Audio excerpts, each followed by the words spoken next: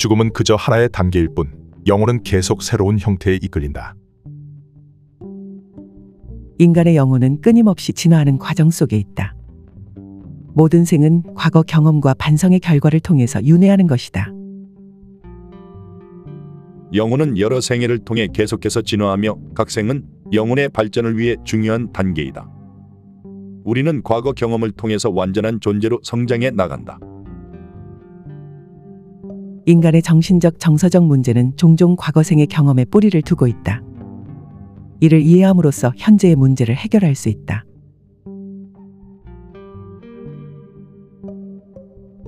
안네 프랑크는 제2차 세계대전 중 독일의 유대인 박해를 피해 은신 생활을 했던 소녀로 당시 그녀의 삶과 생각이 생생하게 담겨있는 일기인 안네의 일기로 우리에게 아주 잘 알려져 있습니다. 안네는 1929년 독일 프랑크푸르트에서 태어났고 5살이 되었을 1933년에 가족과 함께 네덜란드의 암스테르담으로 이주했습니다. 1942년에 이르러 유대인에 대한 독일의 압박이 심해지자 안네의 가족은 비밀 공간에 숨어서 생활하기 시작했습니다. 죽음의 공포가 매일같이 밀려오는 이 비밀 공간에서 안네는 일기를 쓰기 시작했습니다. 안네 프랑크는 천재적인 필력과 탁월한 감수성으로 자기 자신과 인간의 본성과 시대에 대해서 기록했습니다. 하지만 2년 후에 결국 비밀 공간은 발각되고 말았고 안네 프랑크는 1945년에 불과 15세의 나이로 세상을 떠나고 말았지만 그녀의 일기는 지금까지도 세상 사람들에게 큰 영감과 감동을 주고 있습니다. 안네의 일기는 단순히 어린 소녀의 개인적인 기록에 그치지 않고 보편적인 인권과 세계 평화에 대한 경각심을 강하게 일깨우는 메시지를 지니고 있었습니다. 그래서 안네의 일기는 지금까지도 20세기를 대표하는 중요한 고전으로서 세상 사람들에게 널리 애독되고 있습니다. 그런데 이 안네의 일기라는 위대한 작품을 남겼던 안네 프랑크가 환생했다는 소식이 여러 심리학자와 전생 연구가들을 중심으로 점점 퍼지기 시작했습니다. 이 놀라운 소식의 주인공은 바로 바브로 칼렌이라는 스웨덴 여성이었습니다. 바브로 칼렌이 안네 프랑크의 환생이라는 것은 환생 사례들 중에서도 가장 유명하고 설득력 있는 사례로 취급되고 있습니다. 이제부터 바브로 칼렌 씨가 왜 안네 프랑크의 환생으로 여겨지는지에 대해 7가지 이유를 살펴보도록 하겠습니다. 환생 증거 첫 번째. 3살 무렵부터 자신이 안네 프랑크임을 알다. 안네 프랑크가 1945년에 사망하고 나서 10년 즈음 지난 1954년에 바브로 칼렌은 스웨덴의 어느 기독교 가정에서 태어났습니다. 전생 기억을 말하는 다른 여러 어린이들처럼 바브로 칼렌은 3살 무렵부터 자신의 전생 기억을 말하기 시작했다고 합니다. 그런데 놀라운 것은 이 어린 소녀가 전생에 자신으로 언급하던 인물이 바로 안네 프랑크였다는 것입니다. 부모님이 자신을 바브로라고 부를 때마다 어린 소녀는 자신이 바브로가 아니라 안네 프랑크라는 사실을 반복적으로 강조했습니다. 하지만 당시의 바브로 칼렌의 부모님은 안네의 일기라는 것이 존재하는지도 몰랐고 따라서 안네 프랑크라는 인물도 몰랐습니다. 부모님은 어린 딸이 상상 속 인물을 말하고 있다고 생각했습니다.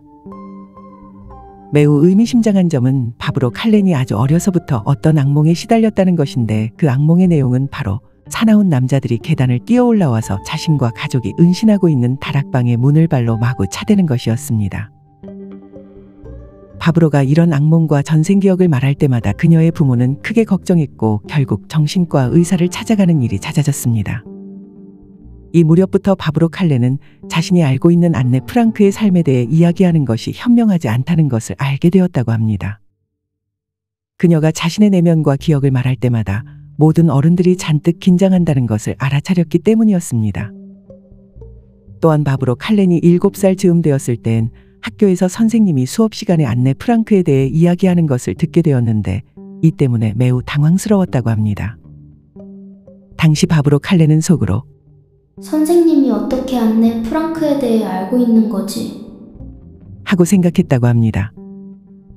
바브로는 자기 자신만이 자신의 진짜 정체인 안네 프랑크에 대해서 알고 있다고 생각했습니다. 하지만 바브로 칼렌은 안네 프랑크가 유명한 사람이라는 것을 점차 깨닫기 시작했습니다. 환생 증거 두 번째. 안네 프랑크 하우스로 가는 길을 전부 알다. 바브로 칼렌은 10살이 되었을 때 부모님과 처음으로 네덜란드의 암스테르담으로 여행을 갔습니다. 네덜란드 암스테르담에는 안네 프랑크가 거주하던 건물과 비밀 공간이 안네 프랑크 하우스라는 이름의 박물관이 되어 남아 있었습니다. 안네 프랑크 하우스는 여행객이 꼭 들려야 하는 암스테르담의 명소였기 때문에 바브로의 부모님은 그곳에 가기 위해 택시를 부르려고 했습니다. 그런데 그때 바브로가 이렇게 말하는 것이었습니다. 우리는 택시가 필요 없어요. 멀지 않으니까 걸어갈 수 있어요. 바브로는 확신에 차 있었습니다. 바브로는 놀랍게도 안네 프랑크 하우스로 가는 길을 누구의 안내도 받지 않고 찾을 수 있었습니다. 바브로 칼렌의 마음에는 암스테르담 거리에 대한 기억이 선명하게 찍혀 있는 듯했습니다. 우린 곧 거기 도착할 거야. 바로 다음 모퉁이를 돌면 돼. 이런 말을 하면서 구불구불한 거리를 10분 정도 걸어간 끝에 안네 프랑크 하우스에 도착하게 되었고 바브로 칼렌은 담담한 모습이었습니다. 바브로의 부모님은 이 시점부터 자신의 딸이 정말 안네 프랑크의 환생일지도 모른다는 생각을 하게 되었다고 합니다. 또한 같은 해에 비로소 스웨덴에서 안네의 일기가 출판되었기 때문에 바브로의 부모는 안네 프랑크가 누구였는지 알게 되었습니다. 환생 증거 세 번째. 처음 방문한 안네 프랑크 하우스에서 극심한 공포와 긴장을 느끼다. 10살 소녀 바브로 칼렌은 첫 암스테르담 여행에서 안네 프랑크 하우스의 계단이 개조되었다는 점과 당시 잠깐 철거된 상태였던 영화 배우들의 사진이 붙어 있었던 해당 벽을 알아보았습니다. 바브로는 저 벽이 내가 영화 배우 사진들을 붙여놨던 벽이야 라고 알아차렸습니다. 바브로의 부모님이 박물관 관리자에게 물어본 결과 실제로 바브로가 가리켰던 벽에는 원래 영화배우 사진들이 붙여져 있었지만 보다 온전한 관리를 위해서 그때만 잠깐 치워놓은 상태였습니다. 바브로 칼렌은 이상하게도 안네 프랑크 하우스에 들어섰을 때부터 심한 공포와 긴장을 느꼈다고 합니다. 바브로의 어머니는 자신이 딸이 식은땀을 줄줄 흘리면서 손이 얼음처럼 차가워졌음을 확인했습니다. 마침내 비밀 공간인 다락방에 들어섰을 때 바브로는 악몽에서 느꼈던 것과 똑같은 공포를 경험했습니다. 바브로는 숨쉬기가 어려웠고 공포가 온몸으로 퍼지는 걸 느꼈습니다. 바브로 칼렌은 얼마 있지 못하고 결국 뛰쳐나가고 싶어 했는데 계단을 내려갈 때는 거의 다리가 젤리처럼 힘이 없었다고 합니다. 바브로 칼렌은 무력감과 비참함을 느끼면서 눈물을 흘렸다고 합니다. 환생 증거 네 번째. 제복 입은 남자에 대해 극심한 공포감을 느끼다. 바브로는 어렸을 때부터 제복을 입은 남자를 무서워했다고 합니다. 군복이나 경찰복을 입은 제복 차림의 남자가 시야에 들어올 때마다 바브로는 몸이 경직되고 식은땀을 흘리면서 그들과 마주치지 않기를 원했습니다. 성인이 되어서도 교통 위반으로 경찰관이 멈추라고 하는 상황일 때마다 바브로는 도주할 생각을 할 정도로 심한 공포감을 느꼈습니다. 하지만 성인이 되고 그녀는 제복에 대한 공포증을 극복하기 위해서 기마 경찰관이 되었고 결국 그녀는 10년 넘게 경찰마와 함께 일해온 경찰관이 됨으로써 제복 공포증을 다스릴 수 있게 되었다고 합니다. 환생 증거 다섯 번째. 안네 프랑크처럼 어린 시절부터 글쓰기 천재였다. 안네 프랑크는 말 그대로 글쓰기의 천재였습니다. 안네 프랑크는 초등학교 고학년 내지 중학생 정도 되는 어린 나이에 인간의 내재된 선악의 본성과 같은 보편적이고 철학적인 주제를 중심으로 일기를 썼습니다. 안네의 일기는 기독교 성서 다음으로 많이 읽힌 책으로 언급되곤 합니다. 이런 안네 프랑크와 마찬가지로 바브로 칼렌 또한 어린 시절부터 글쓰기에 탁월한 재능을 보였다고 합니다. 어른들까지도 그녀의 글솜씨를 인정할 수밖에 없었고 결국 바브로 칼렌은 불과 12살에 Man on Earth라는 첫 산문집을 출간하게 되었습니다. 바브로 칼렌의 첫 산문집은 대중적으로 굉장한 인기와 호평을 받았는데 심지어 이 책은 스웨덴 역사상 가장 많이 팔린 책 중 하나로 평가받고 있습니다. 탁월한 지성과 감수성을 일찍부터 보여줬던 바브로 칼렌은 이미 10대 시절에 9권의 책을 출판했고 이 책들은 안네의 일기처럼 여러 언어로 번역되었다고 합니다. 심지어 TV 프로에 출연하여 신학자들과 신학에 대해서 토론할 정도로 바브로 칼렌은 어린 시절에 이미 유명 인사였다고 합니다. 안네의 일기 1944년 5월 11일자에는 안네 자신이 나중에 유명한 작가가 되기를 희망한다는 내용이 기록되어 있습니다. 해당 생애에서 자신의 소망을 실현시킬 수 없었던 안네 프랑크는 밥으로 칼렌으로 살아가는 이번 생애 초기에서 자신의 이루지 못했던 소망을 실현시켰다 볼 수 있겠습니다. 환생 증거 6번째. 전생의 사촌이자 안네 프랑크 재단의 회장인 버디 엘리아스로부터 인정을 받다.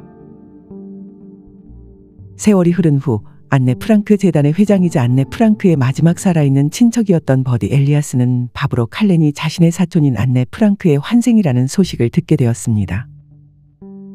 버디 엘리아스는 기본적으로 환생을 믿지 않는 사람이었지만 이 소식에 흥미가 생겼기 때문에 밥으로 칼렌을 자신의 집으로 초대하여 함께 저녁 식사를 하기로 했습니다. 단 밥으로 칼렌에게는 자신의 신분을 철저히 알리지 않은 채로 단지 그녀가 청소년 시절에 쓴 작품의 광팬일 뿐이라고 사전에 알렸습니다.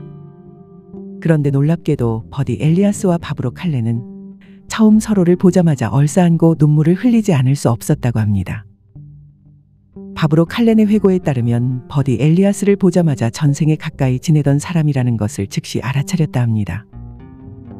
처음 만났을 때부터 두 사람은 몇 시간 동안 깊은 대화를 나눌 수 있었고 2015년 버디 엘리아스가 세상을 떠날 때까지 그들은 20년 동안 절친한 친구로 지냈다고 합니다. 안네 프랑크의 마지막 친척이자 사촌이었던 버디 엘리아스는 1998년 5월 19일에 독일의 한 유명 잡지와의 인터뷰에서 그녀와의 첫 만남에 대해 다음과 같이 서술했습니다. 정말 감동적이었어요. 나는 아주 이상한 느낌과 매우 긍정적인 인상을 받았지요.